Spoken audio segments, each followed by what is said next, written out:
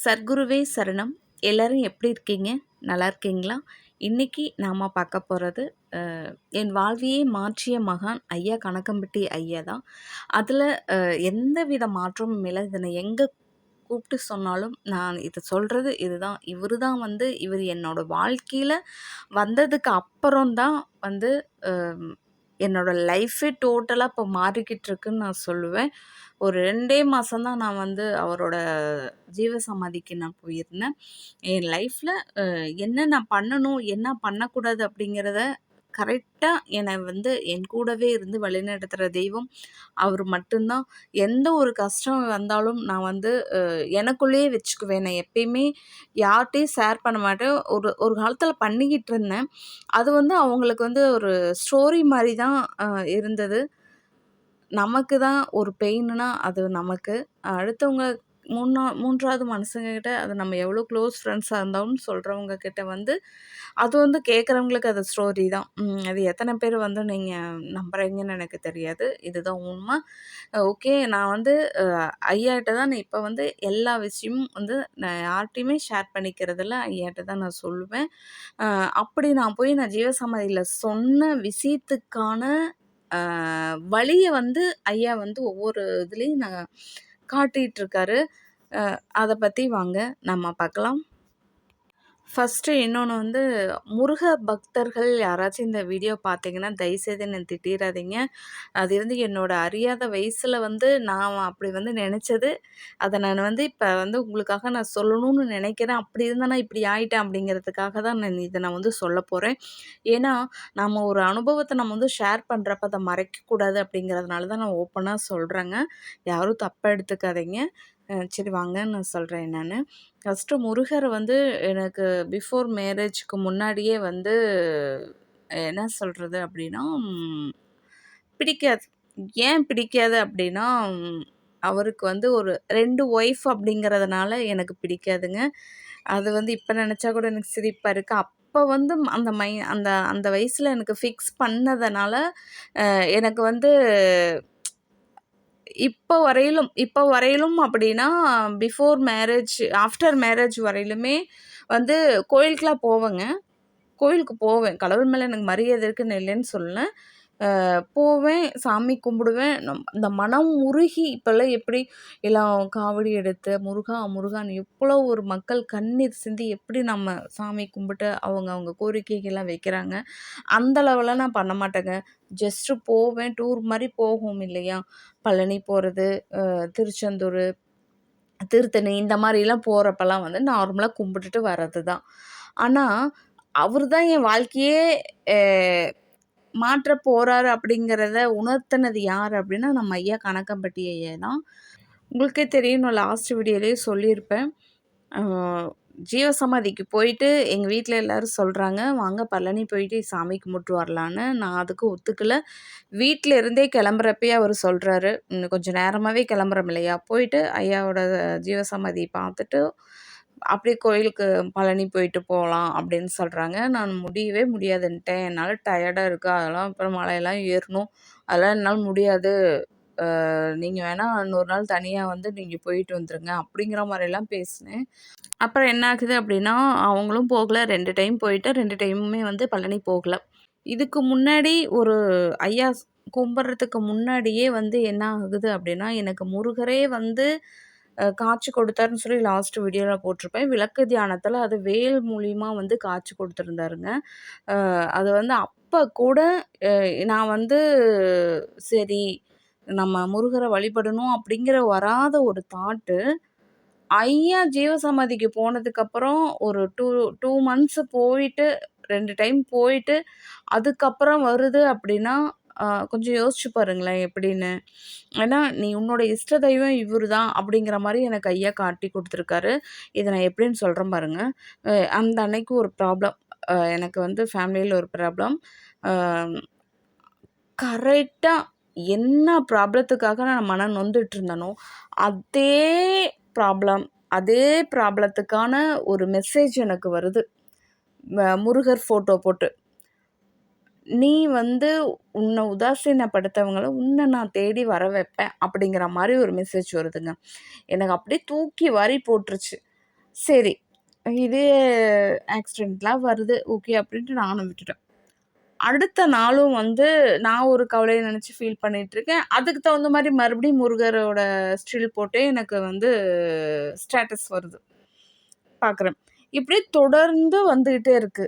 என்னால நான் நான் ஒரு ப்ராப்ளம் சும்மா மனச போட்டு குழப்பிக்காத, கஷ்டத்தெல்லாம் ஓரமா வையி, ஓம் சரவண பவ சொல்லு, போதும் நான் எப்பயும் உன் கூடயே இருக்கிறேன். வேலுண்டு வினை இல்லை. அப்படிங்கிற மாரி வந்துச்சு. அதுக்கப்புறம் வேல்மாறல். இந்த வேல்மாறல வந்து படிச்சா வாழ்க்கையே மாறும் அப்படிங்கிற மாரி ஒரு மெசேஜ் வருது. இத்தனைக்கும் நான் வந்து அ அந்த சேனல வந்து நான் சப்ஸ்கிரைப் பண்ணல. சப்ஸ்கிரைப் பண்ணா தான் நமக்கு நோட்டிஃபிகேஷன் வரும் ஒண்ணு. நான் அதுலருந்து எனக்கு தொடர்ந்து மெசேஜ் வந்துகிட்டே இருக்குங்க. ஏன்னா, நம்ம என்ன சர்ச் பண்ணி பார்க்குறோமோ, அது ரிலேட்டடா தான் வருங்க. நான் வந்து பார்க்குறது அந்த இது அந்த முருகர பத்தி நான் எந்த இதுவும் நான் வீடியோ பார்க்கல. சேனலும் ஓப்பன் பண்ணல. ரிட்டர்ன் வந்துகிட்டே இருக்கு.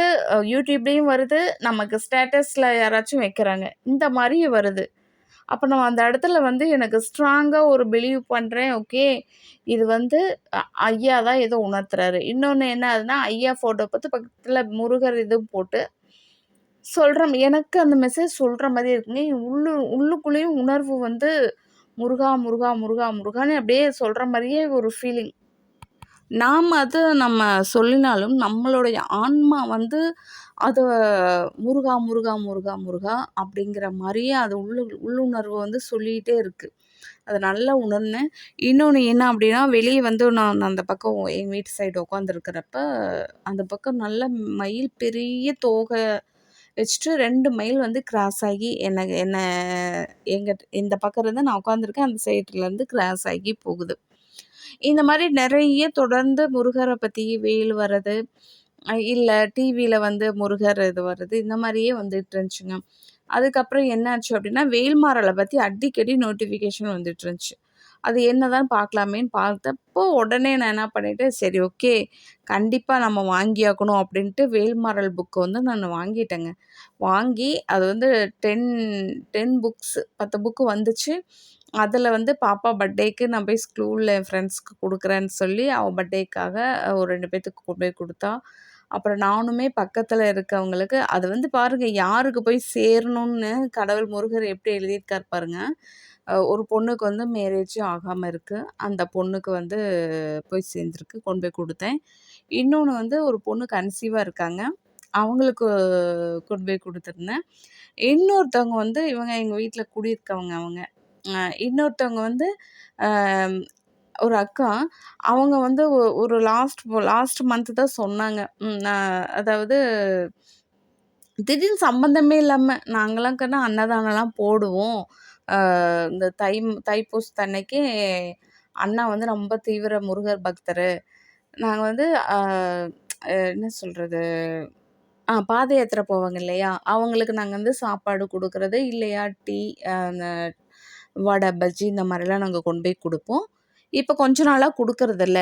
ஏன் அப்டின்னா, அவங்களோட மாமனார், மாமியார் இறந்துட்டாங்களாமா. அதனால அவங்க வீட்டுக்காரர் அந்த அண்ணா வந்து, நான் முருகர் மேல இவ்ளோ நம்பிக்கை வச்சிருந்தேன்.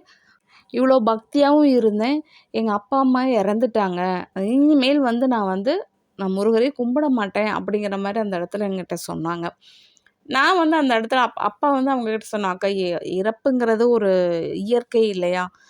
அது நம்ம எல்லாருமே சாக போறவங்க தான். அதுக்காக நீங்க ஏன் வந்து கும்பிடாம விடுறீங்க?" அப்படின்னா, நானும் எவ்வளோ தூரம் சொல்லி பார்த்தேன்ப்பா கேட்க மாட்டேங்கிறாங்க அப்படின்னாங்க. அதே மாரி நான் வந்து சரி, அந்த டைம்ல இதெல்லாம் நான் யோசிக்கல. கொண்டு போய் குடுத்துட்டேன். குடுத்துட்டு வந்ததுக்கப்புறம் இவங்க 3 பேத்துக்கு மட்டும் தான் குடுத்தேன். பக்கத்துல நெறைய இருக்காங்க. என்னன்னு தெரியல இவங்க 3 பேத்துக்கு தான் கொண்டு போய் குடுக்கணும் அப்படின்னு தோணுச்சு. அதே மாரி குடுத்தேன். நான் அப்புறம் யோசிச்சு பார்த்தேன். அப்புறம் பார்த்தா தான் வந்து அந்த பொண்ணு மேரேஜ் ஆகாம இருக்கு அவங்களுக்கு. கன்சீவா இருக்கு அந்த அந்த பொண்ணுக்கு.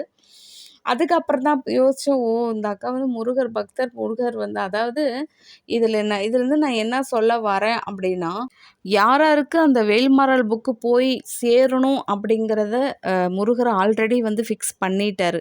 அவங்களுக்கு மட்டும் தான் போயிருக்கு. ரிமைனிங் ஒரு 6 புக்கோ, 7 புக்கோ தான் வீட்ல இருக்கு.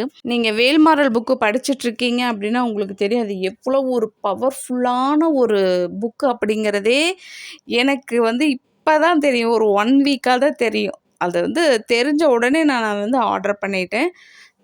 நானும் வந்து இந்த வேல்மாறல் வந்து பாராயணம் பண்ணிட்டு தான் இருக்கேங்க. அப்புறம் இன்னொரு விஷயம் என்ன அப்படின்னா, எங்க வீட்டுக்கு வந்து அடிக்கடி பாம்பு வரும். பாம்பு வரும்னா வீட்டுக்குள்ள இல்ல, வீட்டுக்குள்ளேயும் வந்துருச்சு இதுக்கு முன்னாடி இருந்த வீட்ல. அப்பருந்தே எங்க பாட்டி சொல்லுவாங்க, "நீ வந்து காளிப்பட்டி கந்தையன்னு நெனச்சுக்கோ. நெனச்சு சாமி கும்பிட்டுக்கோ, வரக்கூடாது அப்படின்னு வராது, கண்ல காட்டாதுன்னு." நான் சரி, சரிங்குவேன். மத்தபடி வந்து அ கும்பிட மாட்டேன். இப்படியே போயிட்டுருந்துச்சு. அடிக்கடி பாம்பு வந்துகிட்டே இருந்துச்சுங்க. அதுக்கப்புறம் என்ன ஆகுது அப்படின்னா, எப்போ நான் வந்து இப்போ 1 வீக்கா தான் நான் வந்து சாமிய வந்து முருகர வந்து இந்த கும்பிட ஆரம்பிச்சதுல இருந்து, அதுக்கு முன்னாடி எப்படியோ வாரத்துல ஒரு 2 பாம்பு, ஒரு 3 பாம்பு நானு வீட்டு சைட்ல போகும், வரும். என் கண்ல காட்டிக்கிட்டே இருக்கும். நானு இப்ப வந்து ஐயா ஜீவசமாதிக்கு போனதுலேருந்தும், இப்ப முருகர வந்து கும்பிட்டதுலேருந்துமே பார்த்தீங்கன்னா, எனக்கு வந்து கண்ல காட்டுறதில்லைங்க. இது ஒண்ணு எனக்கு ஐயா வந்து பெரிய மிராக்கிள் பண்ணி குடுத்துருக்காரு. அத விட பெரிய மிராக்கிள் என்ன பண்ணி குடுத்துருக்காருன்னா, யார் சொல்லியும் கேட்காத நானு, இன்னொரு விஷயம், பெரிய விஷயம், விளக்கு தியானத்திலேயே முருகரே வந்து வேல் மூலியமா எனக்கு காட்சி கொடுத்துமே நான் கேட்காத ஒரு ஆளு.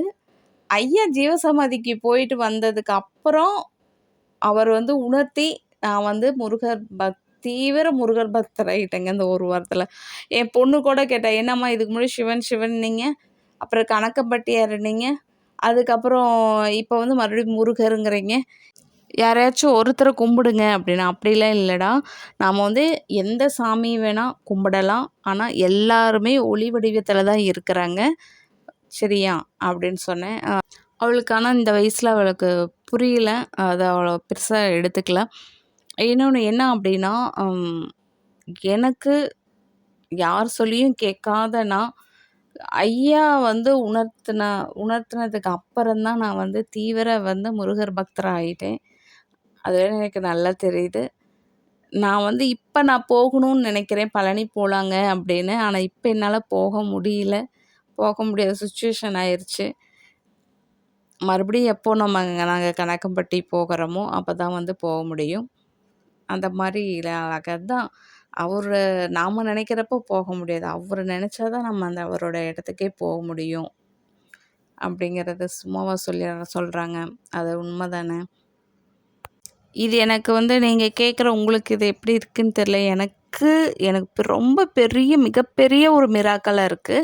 ஆனா அதுக்கு முன்னாடியே நான் வந்து அ அ முருகர் பிடிக்காது அப்படின்னு சொன்ன காலத்தில, இன்னொரு இன்னொரு மிராக்கிள் என்ன அப்படின்னா, முருகர பிடிக்காது. ஆனா இந்த பாட்டு இது "மண்ணானாலும் திருச்செந்தூரில் மண்ணாவேன்" அப்படின்னு ஒரு சாங் இருக்கு இல்லைங்களா? அந்த சாங் மட்டும் கேட்டா, எவ்வளோ ஒரு ஹாப்பியா இருந்தாலும் கண்லேருந்து கட கட கட கட கட கட கடன்னு தண்ணி வரும். அது ஏன்னே எனக்கு தெரியல. அந்த பாட்டு மட்டும் கேட்டா, அப்படி ஒரு அழுகை வருதுங்க. அது எவ்வளோ ஹாப்பியான ஒரு இடத்துல இருந்தாலும், அந்த பாட்டு எங்கேயாச்சும் ஒரு தூரத்தில லேசா கேட்டா கூட, அப்படியே கண்லேருந்து தண்ணி கட கட கட கடன்னு வரும். நான் எதுக்குமே அவ்வளோ சீக்கிரம் அழுவவே மாட்டேன். கோவத்தில தான் அழுகை வரும்.